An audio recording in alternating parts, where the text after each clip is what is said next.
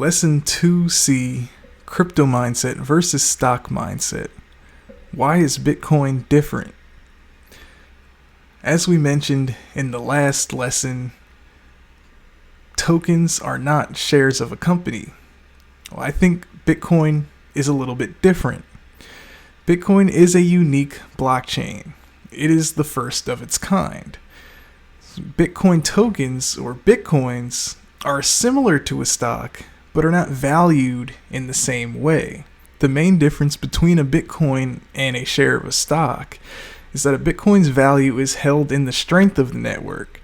So not necessarily the current or future profit or loss that you'll get with a company stock, but Bitcoin's value is actually held in the strength and security of the network.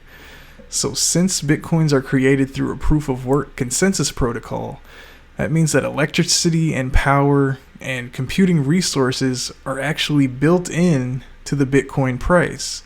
You could look at Bitcoin as almost creating and tracking the price of energy consumption in the world. Bitcoin has a lot of different use cases and it's very unique.